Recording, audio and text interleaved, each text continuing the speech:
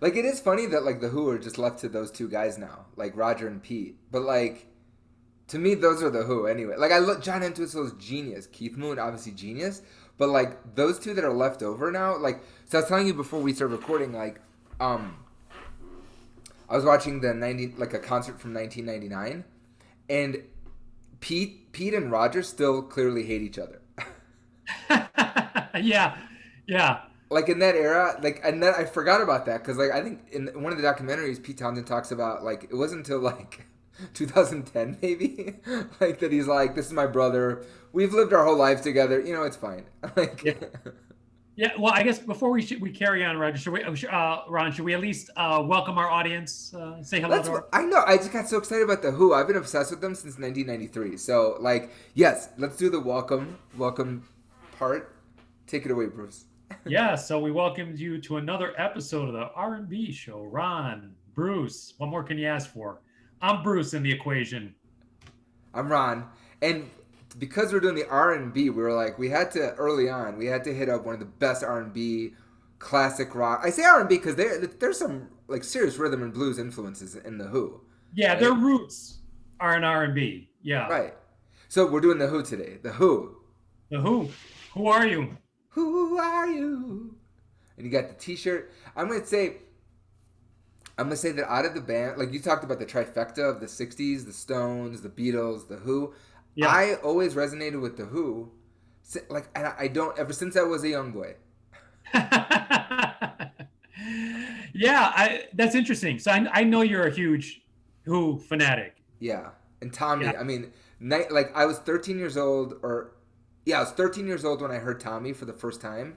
And the reason I saw a documentary about the Broadway, like the making of the Broadway show, and I just remember, I have, like, this visceral response in that it's the Amazing Journey, the documentary, The Amazing Journey, Yeah. and they show, like a performance from the '60s of Pinball Wizard when they're on, like, a TV show or something, and just something about that chord progression and that, like, cyclical. Yeah. I still to this day, like, it just grabs me, And I've sung it on stage, like, with my guitar, like, I've done it so many times, and I've yet A to do great justice. version too. Let me add that for folks who haven't had the gift and the benefit of having been able to hear Ron's cover version. He does a kick-ass version of Pinball Wizard. I can attest to that personally. That's really sweet, Bruce, because I gotta tell you, I've never felt good about it. Like, musically, I mean, forget, like, I'm a shit guitar player, but, like music, like, singing wise, I never felt good about it. So that's what I was gonna say. I'm like, thanks, buddy. Yeah, yeah, I dug it, and I thought you did good because that's not an easy part to play. That's just we'll get into Townsend's guitar playing, but Yeah. he has almost like these flamenco-ish strums in terms of the rhythm approach. He's so solid on that. So yeah, we'll get into that some more, but carry on. I just wanted to give you your props for Thank that. you so much, man. I really appreciate that because I respect the hell out of you and your guitar skills. So I'm like, thanks, buddy. Like, there's one of the first songs I learned how to play. Surprisingly, "I'm Only Sleeping" was the Beatles song. That was Yeah. I got the Beatles anthology book, and then I just saw, like, "I'm Only Sleeping," and it's not even, like, a favorite song, but I was like, that looks easy, like E minor, A minor. Yeah. And that's what taught me the basic chords. And then eventually I went to a guitar teacher or something, and he taught me Pinball Wizard, and I was like, It's I almost just like a rite of passage as a guitarist, right? Like you got to learn Pinball Wizard. There's Stairways, Comfortably Numb. You got Skinner. But then like Pinball Wizard's a must.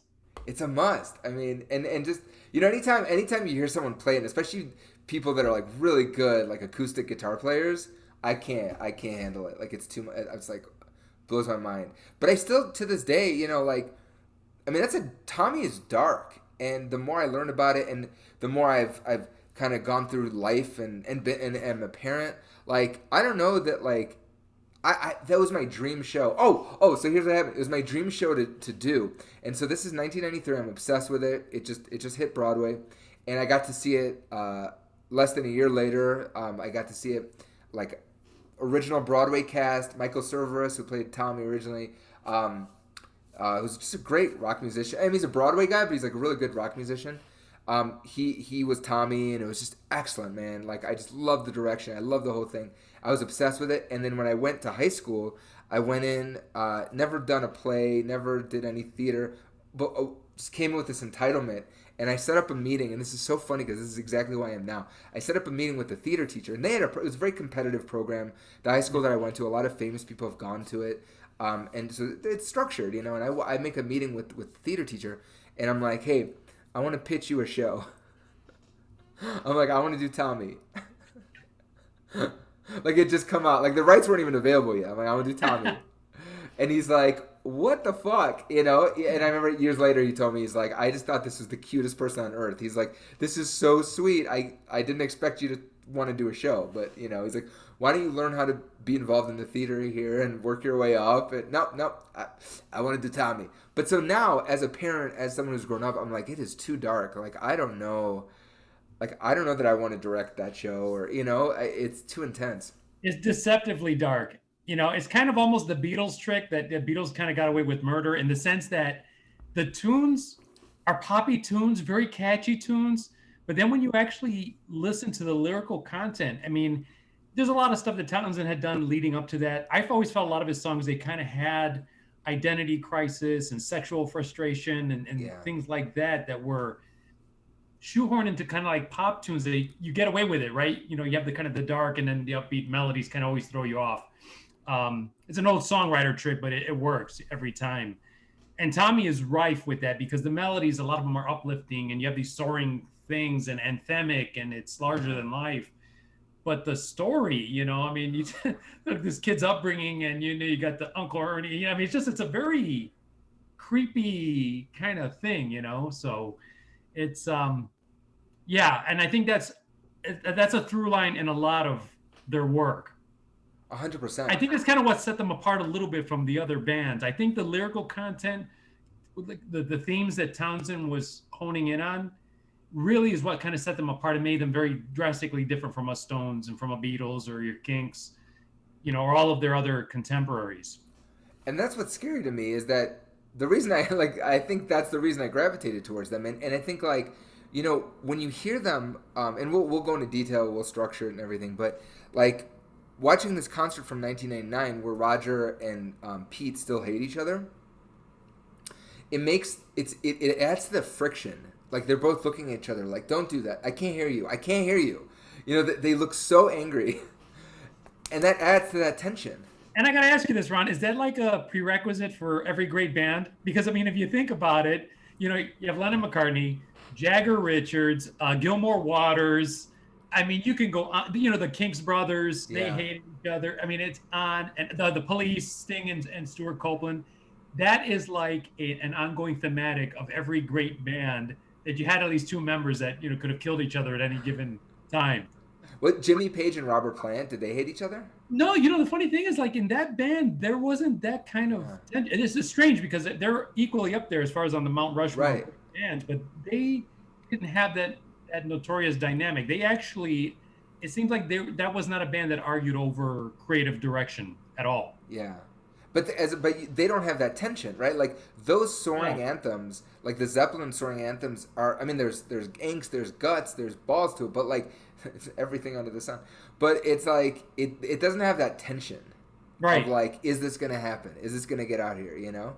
And I think that is what's so relatable. Like you watch any of the concerts, like a full concert, you know, of theirs. Like I just watched them on like a recording, but it's astounding how much they're all pitchy.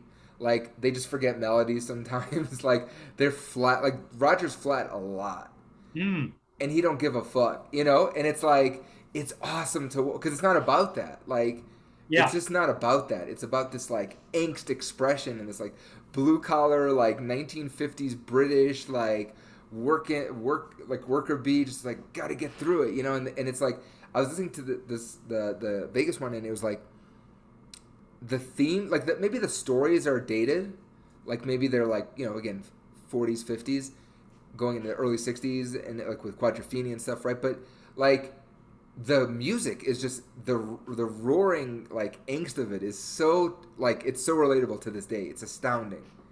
Yeah, it's powerful. I mean, I think that's where they made their bones, is as a live act. If you really Yeah. think that, you know, like I think Live at Leeds is still like a landmark live album. I think that's really what also drove their legend because that was like a must-see act in the 70s, like without question, early 70s, that's an act that you had to see live. And when you watch those films, it's still impactful. And like you said, maybe some of it is loose or maybe a little sloppy in parts, but the overall effect is there, the power, Yeah. the rawness, and so yeah, What's your yeah. what's your entrance to the Who? Like, how did you get into them? Like, when were you like, oh my God, this is something? Obviously being a Beatles fan, and then you kind of dig into, like, if you read any Beatles biography, then you start learning about the atmosphere that they came up in, right? And so you hear about hearing the other bands that they, were also up there at the same time, and obviously also just, kind of growing up, on classic rock radio, you hear, Yeah. right? So, you hear the bands that like were in friendly competition with them, and you become curious about that. But also, the singles were always on the radio, the big hits and stuff like that. And I always found them super catchy and um, just well written pop tunes and rock tunes. So I think just through that, right, through the osmosis of starting with the Beatles, and then you kind of branch off into the Stones and the Who, Hendrix, all that '60s stuff. That's kind of where that was my entry into them. And then the more I got into it, I think I started just picking up some vinyl back in the day, and had I know I had the Who's Next album, Meaty Beaty, Big and Bouncy, that compilation, a couple others. But then, yeah, it's just so much of the stuff that I'd heard on classic rock radio. That was my initial entry into them. Yeah, that's cool, man. And I mean, did they? That's one thing I read Pete Townshend's biography a few years ago.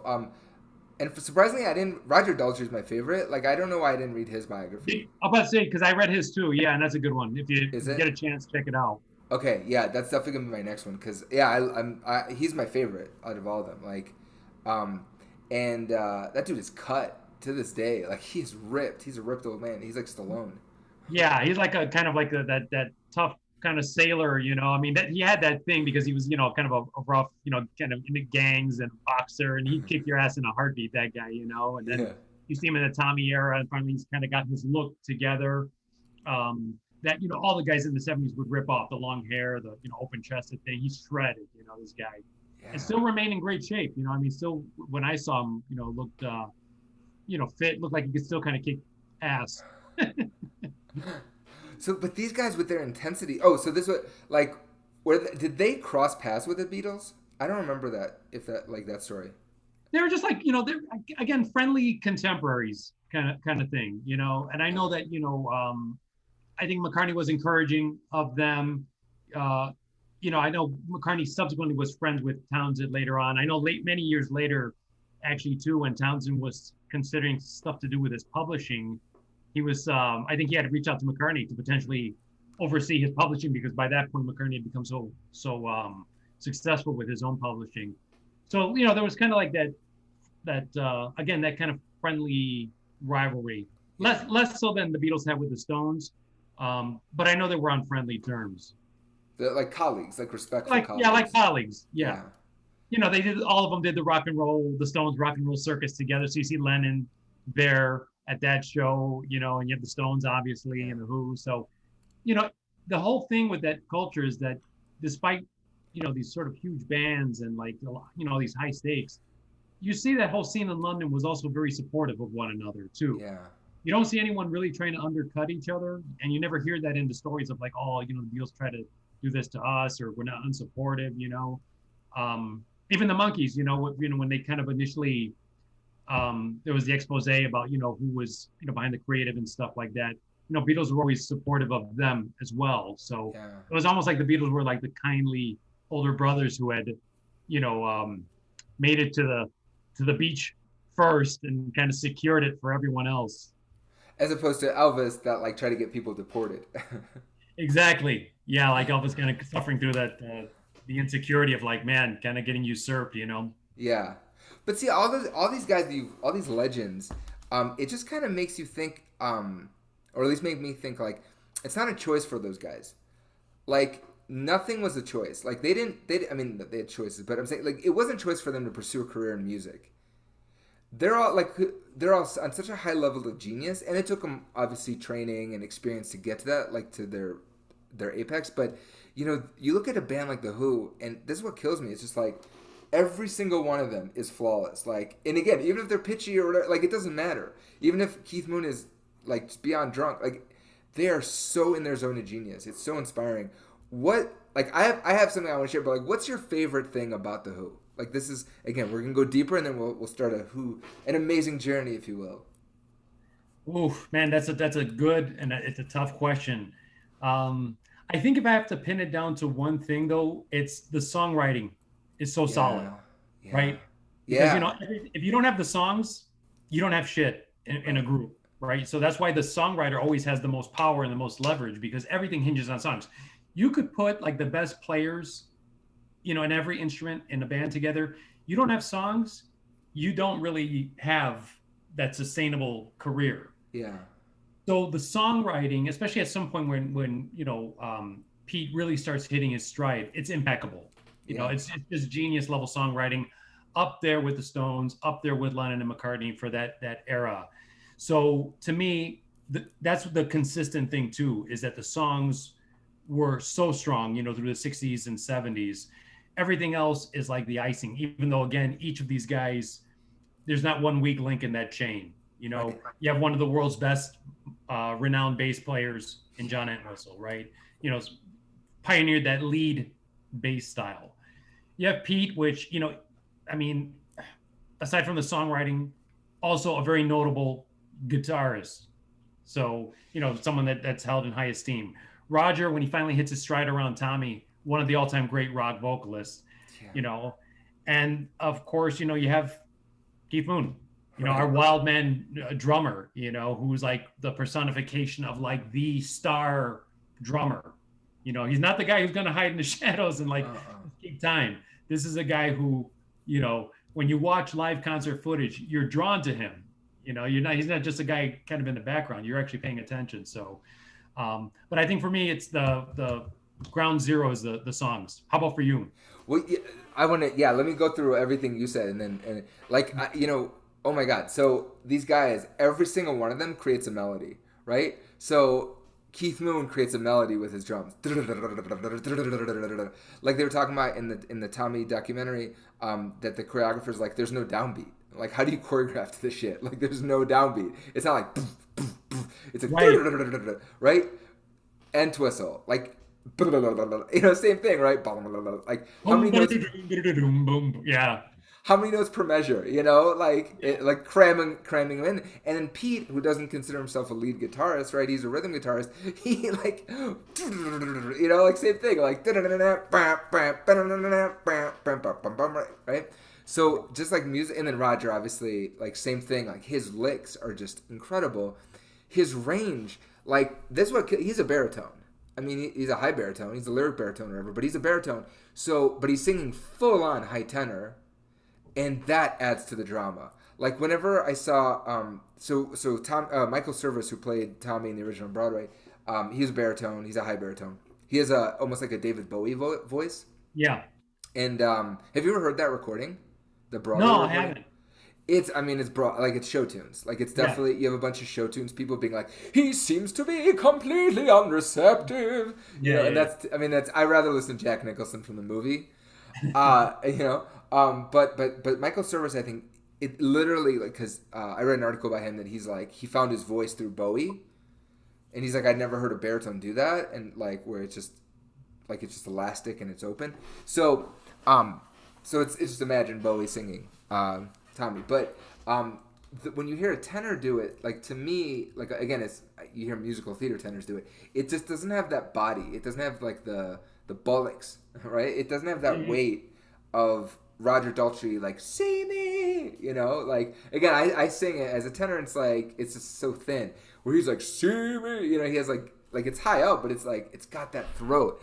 So I mean, literally, his instrument was just as textured and layered as theirs. So I totally, and then on the songwriting, you're absolutely right. Like just listening to the concert, they opened with some of the earlier stuff, right? So Kids Are All Right, Substitute, I think they did, but it's like any of those, Happy Jack, Substitute, Squeeze Box, like I Can See for Miles. I Can See for Miles. That's where they really start. They're like, whoa, whoa, we have something, right? Yeah. Talking About My Generation, like those are great songs, man. Like great songs. And then you go into like Paint by Numbers, right? Like that's where they start experimenting with Who by storytelling. Numbers, yeah. Who by Yeah. numbers, right? Where it's like the art, it's like art, it's like a, it's more of like an art piece, and they like advertising. They're doing like advertising jingles. The Who Sell Out. That's the Who one sell where out? I think it was based on like radio, Yeah, kind of radio shows and pirate radio shows, I believe, at the time. And so you had the kind of the pop art feel of it, but then the commercials interspersed with it. Yeah. that's the one. Yes, I'm mixing those two. But like right, that whole era though, they could have kept just playing like raunchy kind of angry pop hits, but they started experimenting with storytelling, and then what is it, like A Quick One While She's Away? Yeah. That's Yeah. when they're like a mini rock opera. Like it's a mini story with rock, different motifs, different arcs, different things musically. Fucking genius, right? And then the dude peaks at 26. Right? His own words. He's like he peaked. But so the songwriting is so stellar, and that is, I think you're absolutely right. That's what drove them. I don't think they were, once Roger hit his stride and he became Roger Daltrey. Like I don't think they were in search of that anymore. I think it always it was contingent upon the writing. And I know that Pete Townsend feels like he peaked at 26 and he had to come to terms with that. Like in like the early 90s maybe, he's like Yeah. that. But so my favorite thing, and this is so cool, like I love this, is that you have a band led by Pete, the composer, The auteur. the auteur, if you will, who is driven by one idea. Like after Tommy, he sets out to do Lighthouse, Yeah. right? And that becomes the driving force for like every other album until Never. Like he never made Lighthouse. That to me, that to me is my favorite. Like from a storytelling perspective, as a storyteller, as a coach, like I love that idea that you have a band that hits genius at 26 years old. Like they're mid to late 20s. They have families and everything, but they hit genius with Tommy. They break Yeah. the mold. They usher in an era of rock operas. Like you don't have Zappa. I think you don't have Zappa. This might be a bold statement. You don't have Zappa without the Who.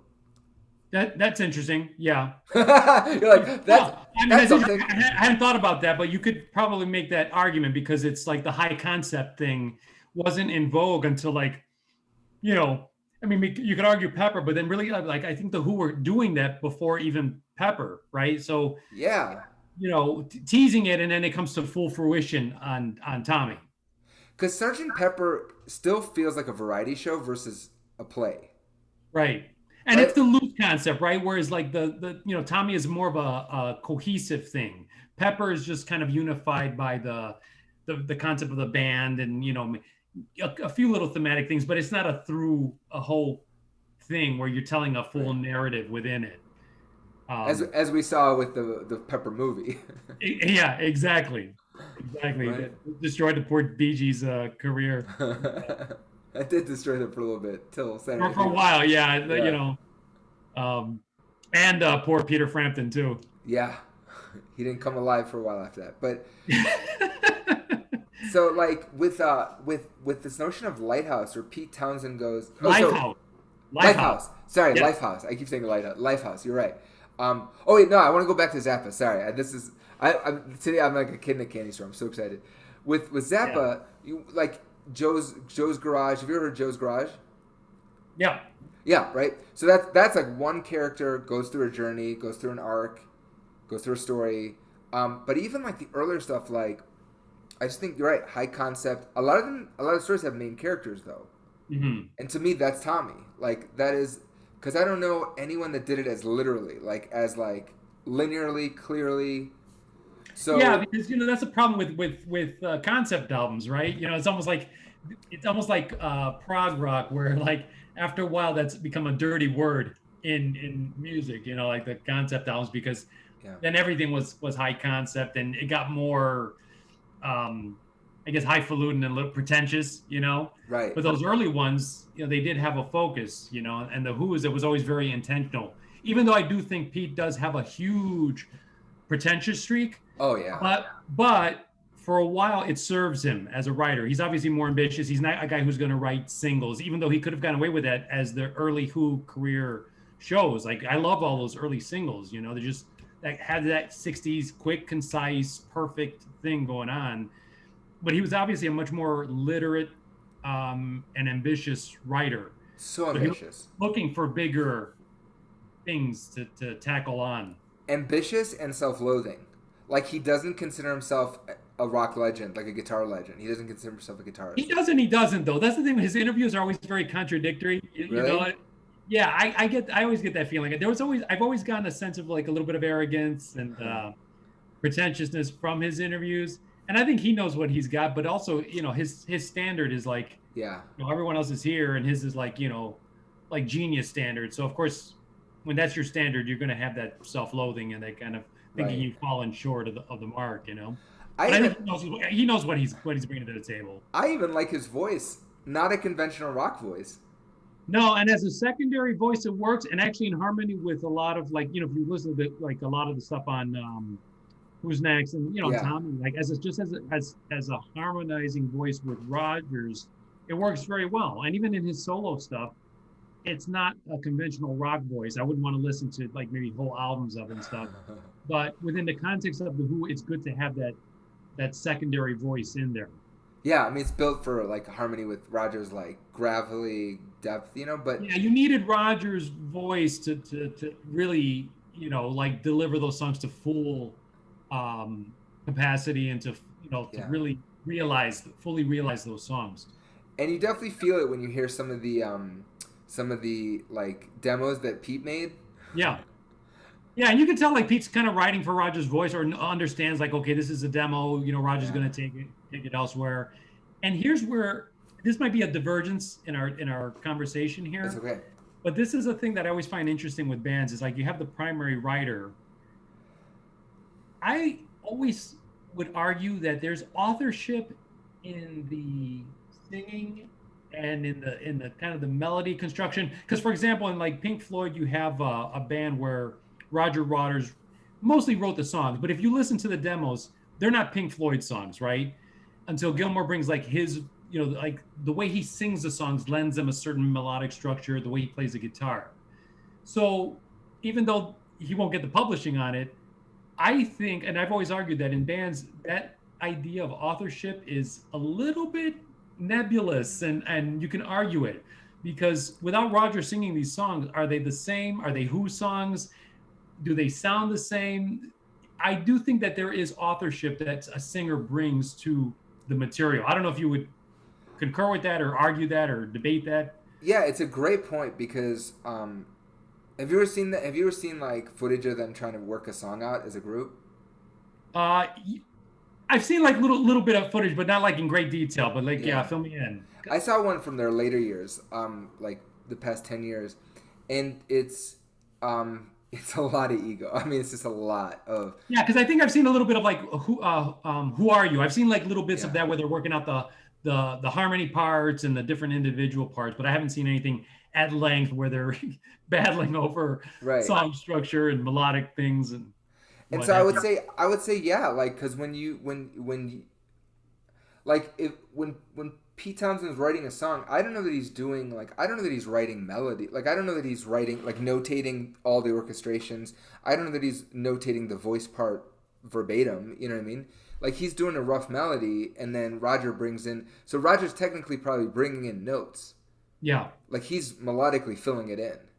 Yeah, and he's riffs giving it the power interpretation. that it's going to have. You know, Yeah. he's lending it the gravitas that obviously you're not going to get from Pete's voice on those demos.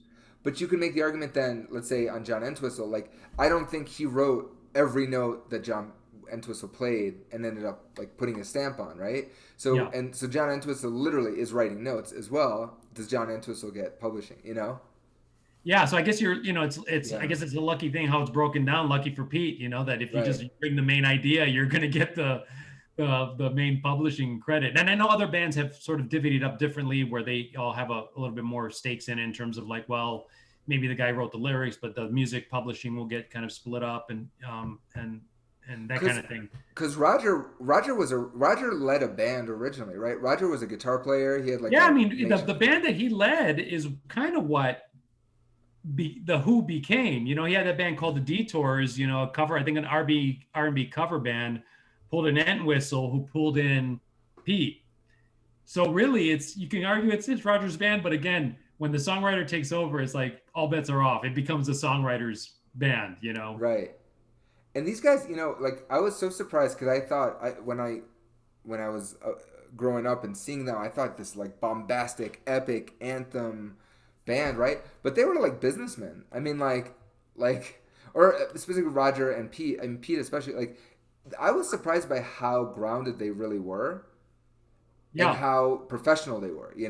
Like maybe Well, not Keith, but that was Roger's strength too, because that's some of the early struggles that he had with the group was, he was kind of the guy who was a little bit seasoned and more, I think, mature, more focused. Like he wanted a professional group, and I think when they first started with the Who, you kind of had the rest of the guys on amphetamines and all that stuff, oh and to the right, point where I think he got into a fight with Keith Moon, like kind of gave him a thumping and was ousted out of the band, and agreed to come back and not be as dictatorial. But I think even to this day, when you read interviews about like them putting together tours, it's really a lot of it surprisingly because Pete used to be like the big control, the guy who had so yeah, much of the control in the 70s. It's really Roger overseeing set lists and those kinds of things now. So I think they've come to a better balance in terms of the control. But I think Roger was always had that kind of keen eye in terms of keeping things, very professional. yeah. So I love that you're hitting up the history. This is where it's like, if you got a friend like Bruce, just sit back and watch the history. So I'm going to ask you, can you walk us through the history of the Who from meeting to the epic quest for Lifehouse, like the great white the white whale that is Lifehouse that drove post Tommy, right? Because Lifehouse, the songs that eventually, or the concept that encapsulated all the songs for Lifehouse, like it's like you get Who's Next from that. You get like Bob O'Reilly's part of Lifehouse technically, right? Like you have all these other concept songs that really he wanted to write for that, but they had to release an album or whatever, and he never got it done. So you have this like artist who is genius, but he's so obsessed with the future, he's so obsessed with his ambition that he's never satisfied. Yeah, and to think about it like this multimedia project too, well ahead of its time is you think about it, I mean, he was just on a whole other level in terms of just his vision. I mean, these guys, it's like a lot of bands, it's humble beginnings. It's like Pete and John, I think they were like in a trad jazz band, and I think Entwistle was originally on guitar, but because of his huge hands or whatever, he just didn't have the facility for it. So, he gravitated to bass, made his own bass. But like a lot of bands in the 60s, or members of bands, what's interesting about them is again that connection to art college, which I know as far as with a lot of these guys, Beatles, art college. So members of the Stones, I think Clapton, art college. So a lot of these guys, that was kind of like maybe it was the way to avoid real schooling or like real work down the Well, line. what options did you have? You didn't have BFAs in music, I don't think then. You had classical music, right? Like, but you Yeah. didn't have even a jazz degree. And I think this is, I have to say this. I think about this all the time. Like, I went into a life of, I thought I was going to go into a career of performing arts. Like, I was a theater director in Chicago for many years. Like, I thought I'd pursue that route or be a comedian or I don't know. I thought, but it wasn't until I found a way in the business world to do exactly what I love doing. Yeah. But it's like I didn't know that existed. I didn't know you could be a storytelling coach. I thought you'd be a director, Yeah. right? Like, so I think those guys like. It's funny that they go to art college because that's right there's the only avenue that they can, in theory, express themselves. They had such a deep desire to express themselves creatively and not do something else. Yeah, and if it hasn't been written already, somebody's got to write that book, that connection with art college. Because I know some people have made that, but it's like one of those things that doesn't sometimes gets lost is that thing. Because when you think about all those guys who came out of the art college scene, it seeps into the work because they're much more ambitious than just being rock and roll. They're not just looking at rock and roll. They also have that artistic sensibility to like, the way covers were done, album covers and all that stuff. You know, Before then it was kind of almost looked like a cut and paste job on the covers. It'd be a photo of the artist and like, this kind of cheesy lettering and whatever. So that art college influence, it seeps into so much the presentation, the and I think in terms of planting the seeds of like the greater ambition that a lot of these guys would have, the thing with interesting with Daltrey, again, we mentioned, fronting his own band, the Detours, him, the working class guy, which is again, you need that guy in the group, to kind of balance out some of the pretentiousness and the highfaluturness. Because I always felt like the band was also that struggle between like Pete with these big ideas and Roger just wanting to kind of get on with the business of being like a great solid group. So you have a little bit of that struggle, and they go through their early things of like management, different managers, with different visions for them, until they meet Lambert and Stamp. Kit Lambert or Keith Lambert? Yeah, Kit Lambert and Chris Stamp, who were like the two filmmakers, and I think they were looking to make a film about a young happening group. And from there, you had these filmmakers who obviously had the vision that would, especially Kit Lambert. I think like Pete really connected with him because I know Kit was very supportive of his writing. Yeah. Whereas Roger, I think, was comfortable with just doing covers, like continue as a kind of cover band. He was resistant to the idea of writing original material. Whereas with Kit, he would listen to kind of Pete's ideas and say, "Oh yeah," and try to bring that out, and that would come to again full fruition on Tommy, which I know even in his autobiography, I think Pete gave Kit a lot of credit for facilitating that and bringing that along. You have the early singles, again, the attempt to make it, many name changes, the high numbers, the Hair and the Who, you had a lot of different names before, obviously the Who, which that's the one that has the punch, and then you had the connection to like mod culture with. I was just gonna say, mod. Yeah. The Scooters, the whole attraction to R&B and all that stuff. But the other thing that's interesting about them, because you already touched upon it, is that these guys were not necessarily friends. They didn't come out of that Beatles culture of like just being pals on a mission. And very few groups did, if you think about it. There was always, in the Stones, there was that tension. So you didn't have that kind of thing that the Beatles had, where you always got that sense that those guys, especially in the early years, were real friends. These guys, there was always tension and struggle. I think the only two who were really friends were like Moon and Entwistle. They would hang out, they would party and stuff, but the rest of them, it was kind of, it was always a little bit of that tension, especially between, you can imagine between Pete and Roger, like, again, our Lennon McCartney, like our alpha dogs in this group. And again, like we touched upon all the early singles, Substitute, I Can See for Miles. You have Kids Are All Right. Kids Are All Right. You have sort of this longing in Pete's writing that's different than others in terms of vulnerability.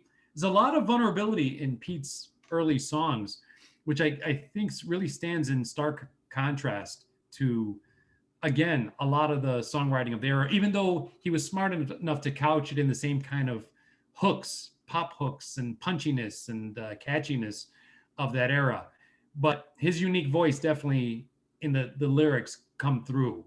And I think Roger does, again, a serviceable job of singing it until it really, like, it climaxes with Tommy, where the writer and the singer become of one accord, because Roger really finds his voice in that piece and in that character. And that's kind of also where Roger came alive. I was going to say it's that character of deaf, dumb, and blind to being able to see, which really does mirror, like when you see those earlier performances from Roger, he's very closed off. Like, he's shaking, he's moving, he's the good-looking one, but he's not that like the open like star, he's like the legend. He's not the rock star yet.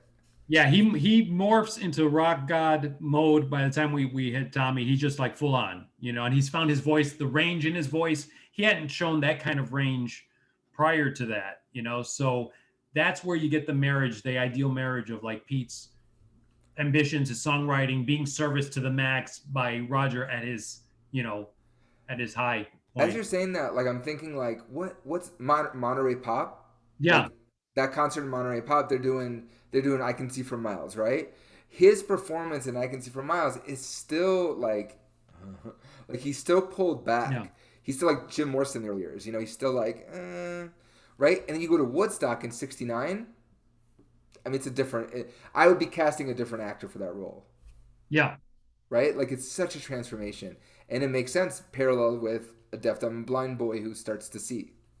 Yeah. I don't know what it was like in Roger's mind that it just finally clicked, but it just, yeah, for some reason that was him, and I think that's where him and Pete start really kind of, I think, bonding a little bit more, being of one accord during the creation of that project, because I think as Pete's seeing more from Roger, it's facilitating more of his writing and stuff too, and really allowing him to kind of broaden the range of this piece. So And then P is left with devastated in a way after Tommy, right? He's like, yeah, how? because it's like, how do you top that?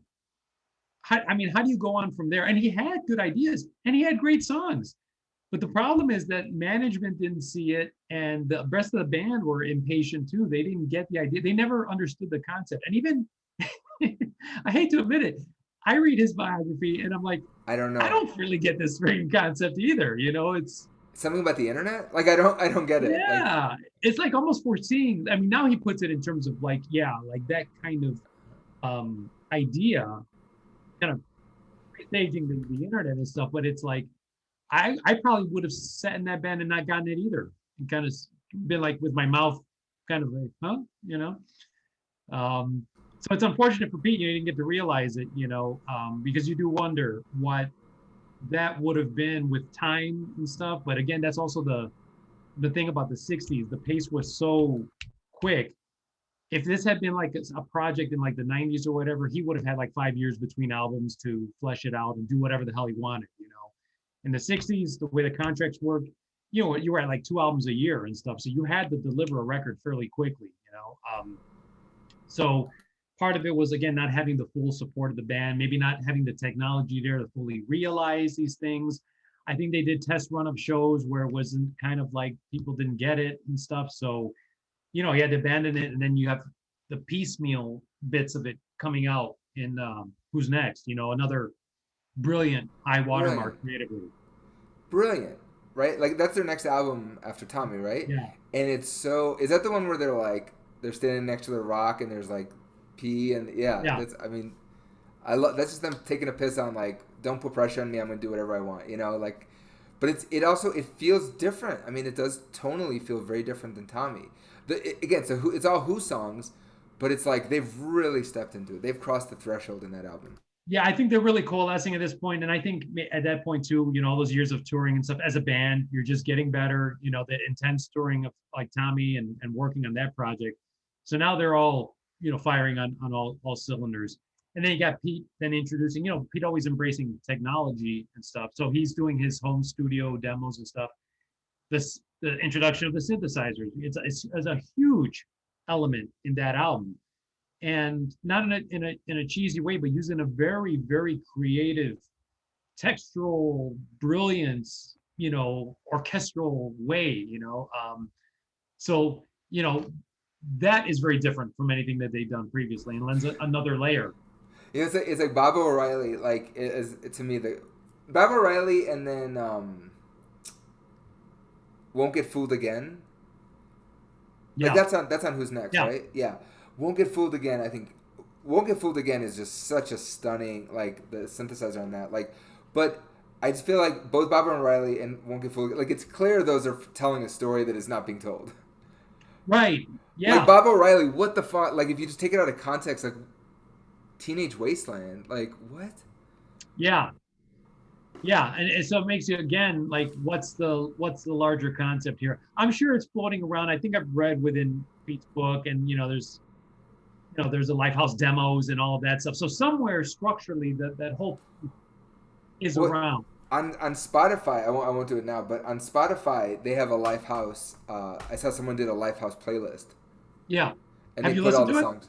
I haven't listened. I listened to it like a few years ago, Yeah. but I don't remember. But yeah, I mean, it's all like Bob O'Reilly, like all these Who Next time. But it's like it's so interesting, like you said, to the point where like it's like high school. Like when you go into college, you're never gonna be as intelligent as you are when you leave high school, right? Because you're bombarded with information. Or I wouldn't say intelligent, like you don't have life experience, but you have like your brain is just in the study mode. Yeah. You've been going to school for so long at that point, like full time, that it's like your brain is just a sponge. And I think like they were just like, whereas Tommy's Tommy. Like in my opinion, Tommy is Tommy. Who's Mhm. next is the Who. Yeah, yeah, yeah. It's funny you say that because yeah, it's kind of like Tommy is still. It's kind of like this high concept thing, and it feels like it's more of a, even though like all the other stuff is Pete led, but I feel like you have more the presence of like the other guys in Yeah. who's next, if that makes sense, because it's not bogged down by concept, which I think maybe would have been Roger's argument is like not get bogged down in other concept, but let's just deliver some songs, some strong songs. Like case in point, I don't know if people agree with this, but like you can do Tommy as a musical because you don't like the music is so strong. The story is what it is. Like it's not the clearest narrative, but it's like they did a good job with it. And again, Tommy has been running for years. Like there's always productions of Tommy. It lives as its own entity because it's high concept and it's um like again watching the Who play it. Of course, that's awesome, but I've seen really good productions to be honest. Like the Yeah. Broadway was really good, in And my it was opinion. successful. It worked as a Broadway thing because it ran for a while, so it was a success. 2 years, which is like solid, Yeah, for a story about a kid who gets molested. Like that's pretty solid. Like exactly. then in contrast, I know they did a production. I mean, they were trying to do it for years, but they did a production like within the past 10 years of Quadrophenia. Never made it to Broadway. Like it didn't explode. Iron Man two, not Iron Man number two. Iron Man also Pete Townsend's Iron Man. Like Yeah. that, they did a production I think in England. But again, those things never because like they are like I want to hear, especially in Iron Man. Like he has like, I mean he has blues legends, rock legends. It's great hearing those people. Quadrophenia too. I think Quadrophenia like that movie's pretty cool, but like it doesn't to me it doesn't live as its own thing. When you like, have you ever seen Quadrophenia in concert? Bits of it. I've That's seen a bits of it in concert. that's it. So to me, like I want to hear the Who sing that shit. Like Right. right. Yeah. Um. So yeah. Now I'm thinking about like a bunch of songs from that era. 515, Rain Over Me, or Rain on Me, Yeah. Rain on Me. Right. Yeah. Um. Like these are like gut wrenching, soaring anthems that I don't think just someone can sing by themselves. Like I mean, I'm sure people can sing it, but like they're Who songs. Those are indicative Who songs, and I feel like that whole decade of the '70s is just like like they've become the musicians that they are, and they just, in my opinion, they could do no wrong in that era, in that decade. No, that was kind of like that. You kind of had the Beatles were gone by that point. Right. Stones were kind of having a rough patch. They started strong early in the '70s, but kind of they would struggle in the latter half of the '70s and not really regain their mojo until like maybe late '80s when they come back with Steel Wheels and that tour, and then become a touring monster. But up until then, the playing field is pretty open. Obviously, you have strong competition with Zeppelin and Floyd, but I felt like Who definitely were up there among those two. They were definitely in the same playing field among the top acts. Deep Purple, that you can kind of throw them in there as like another huge act too. Deep Um, Purple, and not enough people talk about Deep Purple, in my opinion. I know, but like I think especially in England, they're really like regarded as one of the top acts. Yeah. So maybe a little less so here, but like over there, they're considered up there with Floyd and Zepp for that '70s era and stuff. So I mean, obviously, it wouldn't do the same thing. But what's his name? What's the lead singer of Deep Purple's name? Ian Gillian. yeah, Ian. Okay. Like, could you imagine Ian Gillian as like? I mean, this is horrible to say, but like as the understudy for, let's say, Roger can't go on stage for the Who, bring Ian in. Freddie Mercury can't go on stage for Queen, bring in Ian. Like that. I mean, to me, like you said it. Like I've always said, like Roger Daltrey is my favorite rock voice. But I think technically Freddie Mercury is like, my mom always talks about the number one. Like she always likes to put things in yeah, those categories. I would say, I mean, they did it. Like I've seen like where they've done like qualitative or quantitative research on who's the best rock singer. It's like Freddie Mercury for sure. My money, Ian Gillian. Like yeah, that man, what that man can do with his voice. Also yeah. baritone. Also baritone. Sings Yeah, and tenor. yet, and great guitar players within that band, a great Yeah. bass player slash, secondary singer, and Glenn Hughes. I mean, just like, it's a lot of talent in the band, which we can investigate at another day for sure. But yeah, I wanted to kind of Yeah. give them some mention because if you think about huge '70s bands that, who were, in league with and in competition with, But yeah, 70s, like you said, the Who just had a great run, which ends obviously tragically. They get to that self-destructive streak that Keith Yep. Moon was on, that was inevitable. Keith And Moon and Ohio, right? Cincinnati, Ohio, yeah, and the '79. Cincinnati, the concert there, where like how many people were killed? It was like 10 or something I like that. remember it was a lot. It was a lot of kids. Like it was a stampede. Like it was a mess, and a bunch of kids got trampled on where they were trying to let them in. And Yeah, it's kind of like symbolic of like almost like with Stones with Altamont. Like there's just certain areas where like everything kind of turns dark, and like in the Who yeah, story, this is kind of where things, you have the high peak, and then you start introducing these dark elements in. Obviously, Cincinnati was huge. I mean, I remember that as a kid, and even hearing the news about that. So that looms as a dark part of their legend. I have to And say too. Oh, go sorry, to cut ahead. you off. I have to say too. This is totally silly, but I have to this day. I'm 41 years old, and I still have an anti. I have a negative reaction, like an allergic reaction to Mick Jagger, and I'm embarrassed to say that to you. I don't really talk about this a lot. I'm not a fan of Mick Jagger. I thought he was okay in that movie Free Jack with Emilio Estevez. But I forgot about that. Yeah, he was in it. Yes. right, he's like the villain, I think, or Yes, maybe that's he's not. right. Um, I'm not a fan of him, and there's only and it's because of what you're talking about in a way that era, in 1985, 84, 85. Did you ever see the "Start Me Up" video? Start me up, Oh yeah, right? He couldn't miss it back then. couldn't miss it. They blasted it, and they made the mistake of blasting it in the wrong place. So I was living in Australia at the time, in Melbourne, Australia, and we used to record, on VHS, right? You record your shows. So I recorded He-Man because we'd go out of town to my grandparents' house, and I'd want to bring a video cassette, to like watch when I'm there. And so I recorded all my favorite He-Man episodes, and in one of them, that like the music video for that played, and it felt like forever. And I was like, and I hated how he moved like with the lips and everything. It felt like so uncomfortable for me to watch this guy, and that's my own shit. Like it's totally my own shit. He's obviously a legend, but like, so anyway, to this day, I'm like, I think when I think of Rolling Stones, I don't think like early Rolling Stones. I don't think comparable to the Beatles. I think "Start Me Up." I think that song is preposterous. Yeah, I mean, if you've ever seen Mick live, he's a marvel, man. It's like he is like an athlete, really, if you think about it, because the Yeah, way their stages are huge. That's the thing. If you ever go see Stones, they're not, unless they choose to, they're not playing clubs, right? It's always a massive stadium. And the width of that stage and then the ramp and all of that, you have really Mick is very, very commanding. And, he trains like an athlete for these shows, which I respect. The performance aspect, um, it's an acquired taste, but I think once you acclimate to it, it's just you just accept it as Mick. It's just a Mick thing, right? Um, but yeah, I'm a Mick fan. I appreciate what he brought to the Stones. Obviously, I think my favorite era of the Stones was still when they were with Brian Jones. Um, yeah, and obviously they've done great stuff since. But yeah, I've always respected Mick as a performer because I feel like he's one of these guys that even though he's the kind of sharp business mind, and Keith is more like he's the kind of heart and soul of the band.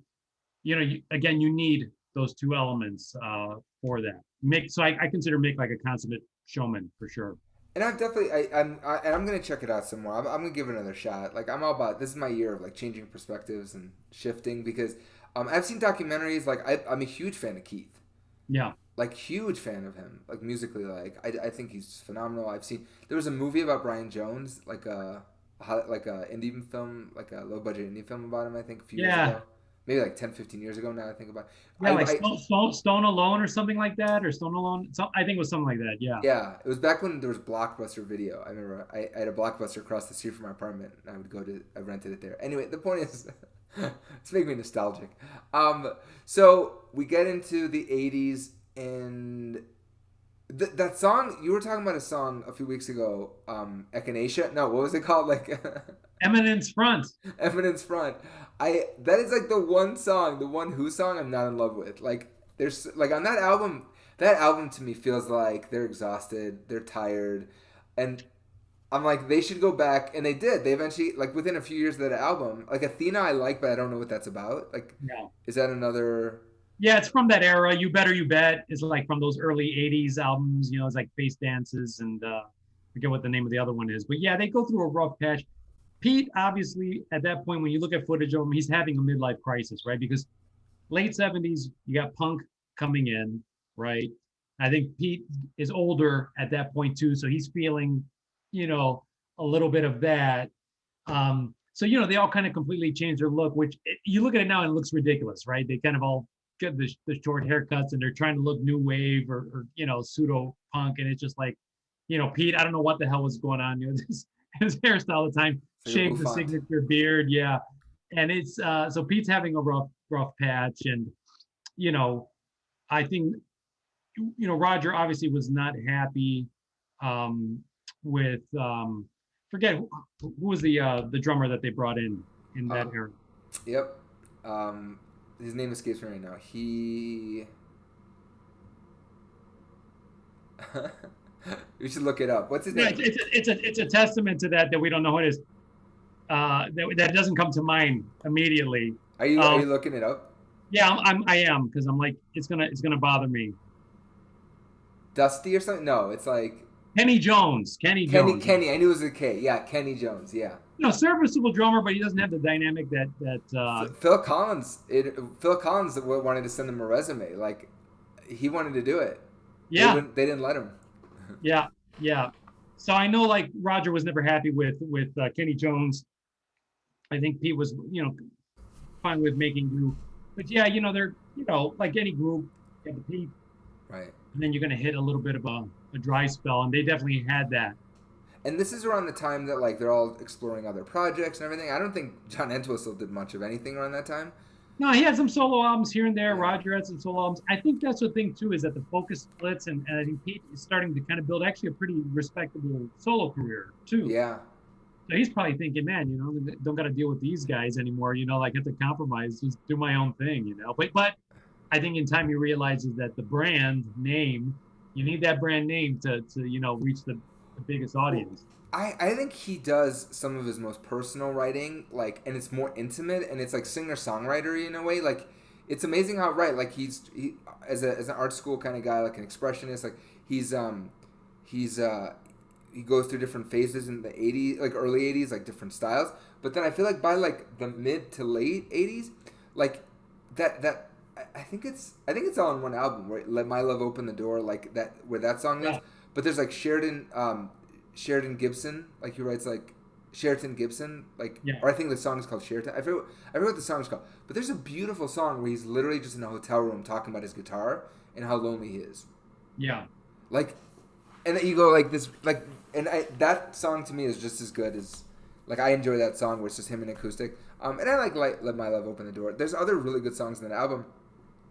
But Iron Man, like, he writes Iron Man, which is based on a kid's book, right? So this is like late 80s, early 90s. And he brings Roger in. I think John does some stuff on it. But he writes this, like, another rock musical based on a kid's book, Iron Man, not the MC. Right, not the Marvel character. Not the Marvel character, but, like, and they made that, actually funny, Des McAnuff, who directed the Broadway production of Tommy, directed an animated movie, I think, or like, produced an animated movie about Iron Man. The Iron Giant, they called it. But yeah, he's got, like, I forget, John Lee Hooker, I think, sings the part of Iron Man. Mm-hmm. And it's a wonderful collaboration. Like, there's spirit and there's excitement, and it's like he's fulfilled. And I think in the book, I think around that time he goes, I will never eclipse Tommy. I will never go, like, I'll never do better than that. He just makes this agreement. Yeah. And then I feel like they become a Who cover band. Yeah, in a way, I think he accepts his position and realizes, because I know he was always also resistant to touring and going back. And so there was always, these kind of fake endings. And, like in the early 80s tour, that was supposed to be the last one. Last tour. And, as we've learned, they're probably like the prime example of, like, never say never. Right, the Cher final tour or whatever. But, like, because in 87 they do, like, they do 2 concerts or something. They do Tommy concerts and celebrity Tommy concerts, right? And then they're like, fuck, and then they get more money than they ever imagined to tour again. And I guess John had, like, a bunch of debt because he was a big spender. John will continue having debt, and I know, like, a lot of times that Pete agreed to tour was to bail out Yeah. on, so out of the kindness of his heart, he always felt like, damn it, I'm drawn back into this. Yeah. Um, which is a testament to Pete's character, willing to do that instead of saying, oh, F off, figure out your own problems. So Yeah. Go get a job. yeah, so Um, I think from '89 on, then you kind of have like a kind of semi 89. You're heavy right. 89. touring schedule where they're kind of back. They do the Quadrophenia tour, and then Yeah. from then on, every few years you would see them tour again, which I'm grateful for because I obviously never got to see them in their prime. But like we were talking before the recording, it was only until 2 years ago, like their most recent tour, that I got to see them, which was great because Yeah. it was a great set list. It had some of the early singles, a lot of stuff from Tommy, a lot of Quadrophenia stuff. So it was just beautiful, beautiful. And they had like a kind of orchestra too, from what I remember. It was like a really Yeah. full show. So it was awesome to see them and just to touch a bit of the legend. And be part of it. And yet, so again, we reap the benefits, but Pete never got his vision. Like that's so tragic and so fascinating to me. He never Yeah, got to make this like big like white whale. He never got to complete his vision. yeah, it's the one that got away in a way, and I'm sure it's always going to haunt him a bit. But that's actually the price of genius, right? Because Yeah. he's eclipsed what anybody else could have ever done, written. But again, kind of haunted by the one that was never able to kind of come to full fruition on. Right. Tragic, right? And I don't know any other like band of that era that the writer was seeking something, was so ambitious and just like he could taste it. And it just never came to fruition. Yeah, and then you have the spiritual elements in there too. Obviously, Right. it was a follower of Baba, so I know that was his guru and stuff like that. So I Mayor know Baba, yeah. yeah, so there's spiritual elements in the material too, which I always find very compelling also, because it's part of that quest. And that obviously tied in perfectly with what the late 60s was all about, like from 67 on. It's kind of that, it's like everyone had fun and everyone's coming of age and you're kind of seeking identity and you're seeking something larger. Once bands have achieved a certain level of fame and success, as everyone learns, it's like there's that, you plateau, and it's not the answer. So it's like, what is the answer? So you have all these bands really starting to look within and look deeper than just, the cash in, the money, the girls, all of that stuff. It's almost like what the hierarchy of needs got fulfilled at a certain level, and it's like you need to up it and find something more fulfilling. And that's probably when they go and they do other things. Like the minute I think the minute they just put into autopilot, where they're like, let's just be a Who cover band and not like this thing will never happen. I think they became more whole on their personal front. Like they both like I think Roger's married to the same woman, right? Like Yeah, yeah, and he has kids and they I all get have the kids. feeling. I think from what the book serves me correctly, I think it's a fairly open marriage. Oh, Uh, gotcha. so that's interesting too, because I think it was always that understanding of like, on the road it's a different story. Yeah. But yeah, kind of consistent marriage. And I think Peach has kind of come to an acceptance of like, yeah, kind of manage the brand, tour behind it and stuff, and you don't see him as, I guess, as controlling or whatever with the material. And he you see in the his book, his biography, like man, that guy goes through some serious therapy throughout his life. I mean, at one point he's brought into jail for kid porn that he's like quote unquote researching. I mean, like this guy's a Yeah, dark person. Like he has a lot going on. yeah, and obviously it was, he was cleared of that, but because it was obviously he was researching for, I think it was for his autobiography at the time because he had suffered childhood trauma, and he was trying to also do like some charitable stuff, so trying to kind of find out and like out these people, these kind of predators. But obviously made the mistake of like, using, I think, his credit card to kind of get the information. I think it was information gathering to be able to shine a light on it, and gets busted for it. His name was cleared, which I don't know if you at the time thought, oh, was it plausible? I didn't really think he was guilty of it at the time. I don't know if you thought, I knew maybe. I knew because of Tommy. Like I knew that. Like I remember thinking like, oh, he'd been through so much stuff. I don't. I believed it. Like you never know that. I mean, Yeah, in this day and age, you can't say that you believed it because then like the cancel culture and everything. right. So I personally like didn't. You know, this. I mean, like the Michael Jackson thing is like that's intense. You know, Yeah, like all the charges, all the parents, like all the kids, all the testimonials, like something's going on with that's Michael. a You lot of know, smoking guns there. Yeah, yeah. With Pete, they dropped it. I mean, right?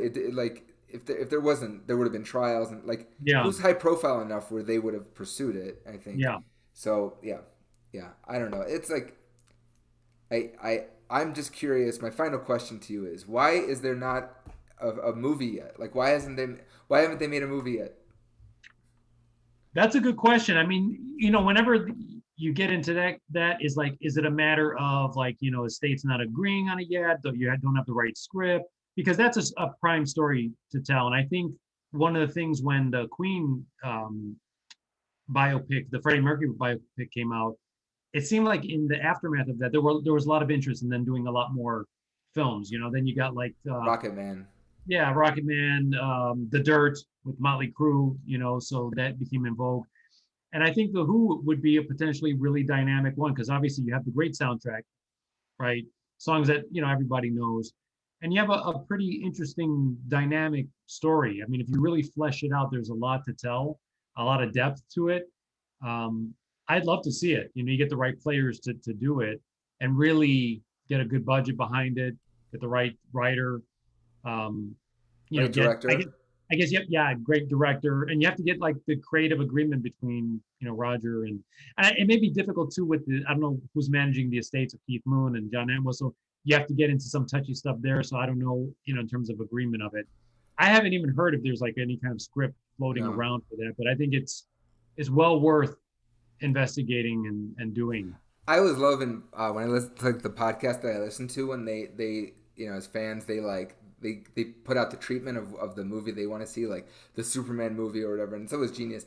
I'm not going to do that today, but I don't have a genius plot. The only thing is I would say it would be really cool to center around the brotherhood of Pete and Roger and like the 50-year or 60-year progression of their friendship. No, it's not 60. 50-year progression of like going from hating each other to like being brothers to be like, because I think that journey is interesting to me. Who would you cast as the four? Oh, geez. I wouldn't be able to even think about that right now. I'd have to actually give that much more consideration. I think maybe you've cast it in your mind. I'd have to think about like who are the young. I'm so out of touch with like who's the young talent. Right. But I wouldn't go young. Let's say like like who would you go based on the past like like 15? whenever they tell me, oh, who would you cast for like a Pink Floyd biopic? I always think, well, Richard Gere would be a perfect Roger Waters, right? Right. Like as an older Right. Roger Waters, that's an easy one. But the Who, I'd have to really like see who would be right for that. I here's the thing. I would probably, if I were casting it, I'd go with unknowns. Yeah. I'd go with unknowns because the Yeah. thing is like, with a group like this, you can't have someone with an identity that you're not seeing it, unless it's an actor that really is transcendent. So you can go with someone like a Robbie Malek in terms of like, Right. in terms of they've done some work, but they're not so famous that they're going to distract you from it. So I would lean towards that. Maybe actors who are doing some solid work but are not really well known. I Yeah. wouldn't go for stars doing these parts. Go for some English unknowns. I was gonna say it's not like Robert Pattinson as Batman. Like it's not like that. Like that's not. Yeah. Yeah. How about you? I mean, have you given it some thought, or who you? I, I was too busy casting my Neil Diamond movie starring Hugh Jackman as Neil Diamond. Think about that one. I already am. Is that crazy? Like I maintain I want to put this out in the universe. Hugh Jackman is Neil Diamond. Like Well, you know what? Here's the thing. I mean, I'm like, looks wise, I don't see it, but I'm like, Hugh definitely like with the theatrical chops that he's been building up and all that yeah. stuff with the singing, he could actually pull off the performance aspect of it. He might be a little too buff, too tall. I don't know, like in terms of stature or whatever, physical presence. I don't know. He's not that buff. He's skinny. Like he's a Yeah. skinny guy, and like I think he could put like Neil Diamond is very like shy. Well, there's not a Neil Diamond episode, but I'm just saying I've thought about it, and he's a musician, and his kind of a like he doesn't really have a similar voice, but like he could pull off musically. I think. Yeah, I was like, no, I know. I don't know young actors. The only the person that I would have The only person that comes to mind for Roger Daltrey, surprisingly, is, and I forget his name. He played John Lennon in a movie, and then he played Quicksilver in Age of Ultron, and he's in Kick Ass. Do you know what I'm talking about? Like Looking it up. the lead actor of Kick Ass. I don't know. He like that guy to me, and he played John Lennon in a movie, like a young John Lennon, like prior to the Beatles. Um, this is like horrible. I don't remember any of these movies right now. But to me, that guy would be great as Roger Daltrey. That's what comes up for me. And then for Pete, like Robbie Malek. I'm just kidding. Uh, like yeah, I don't know. You And know what? I'm seeing Aaron Taylor Johnson for. Aaron Taylor Johnson. Okay, Is that his name? Yeah. I'm That seeing sounds. that. I think is the lead for Kick-Ass. If I don't have this wrong, Yeah, I think that's his name, Aaron Taylor Johnson. To I'm me, sure like, viewers will like be like, no, you stupid bloody twat. he'd be terrible. I don't know. I just that's what came. I think he has he has intensity. And he could be super. But I mean, like anyone who is up for Batman, like any unknown who is up for Batman, I feel like could play Roger Daltrey. I see Roger Daltrey as Batman. There was another British actor who was in that Angelina Jolie's first directed movie, Hmm. Unbroken or something like. Oh yeah, yeah, yeah.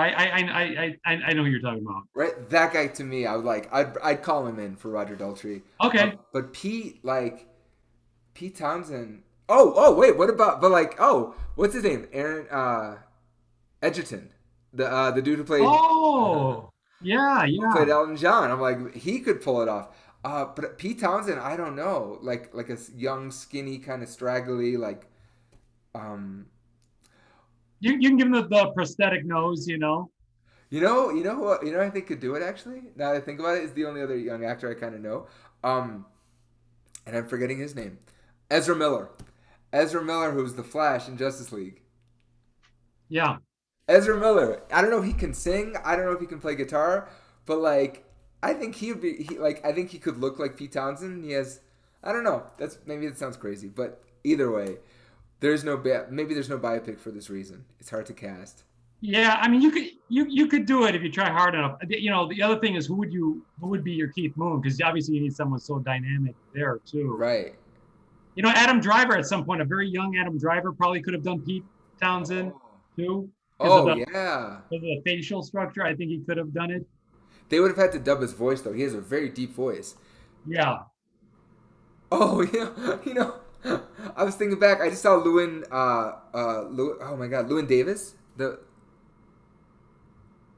movie with Oscar Isaac. I'm tired Yes. today, Yeah, I know. Yeah. Yeah. Yeah. right? And he's and Adam Driver's in that, and he sings bass in Yes. the movie. And then Justin Timberlake would be a good Pete Townsend. That sounds fucked up, but I kind of That'd stand. be too controversial. That'd be very controversial. But like if they give him like a wig and like a nose piece, I think he could pull it off. Justin Timberlake is Are you Pete thinking in Townsend. terms of the voice or In terms of the voice, definitely like yeah. he would. I mean, he'd sound better, but like I think that timbre, he would have that timbre. Um, This and might have to be a separate episode. Casting the Who biopic. and they should just have Michael B. Jordan be in it too. Like he's in everything now, you know. Um, do you know they cast? They officially, I think this is official. Henry Cavill as Wolverine. No, I hadn't heard that. Yeah. So I'm like, Henry Cavill is Roger Daltrey. I don't know, just have it dubbed, you know? Like Joaquin Oh, Phoenix, fuck it. Have James Mangold direct it. All right, on that note, dude, this is cool as hell talking about the Who. Like, and I definitely have like a new appreciation for them, like in terms of different decades and eras, and like what a journey, what an amazing journey. indeed. Yeah, I mean, phenomenal career. Um, And they're still going strong. yeah, COVID aside. yeah, still going strong, still putting out new material. So they're still obviously Pete's still keeping creative, and hopefully we still see them get another tour out of them.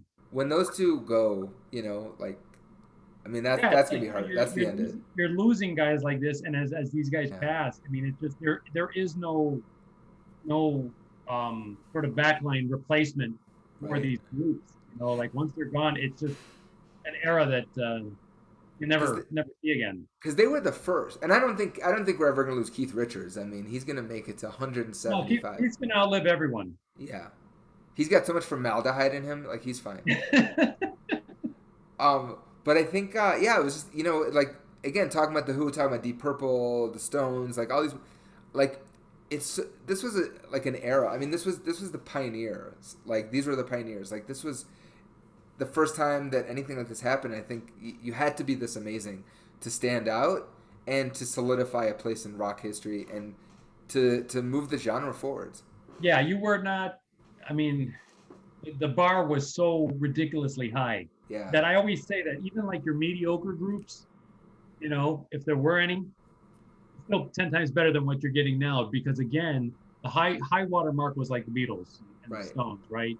When you're competing with that, I mean, everyone was putting out great material then. It was an embarrassment of riches. That's without getting into again the Kinks and the Doors and Jimi Hendrix, Cream.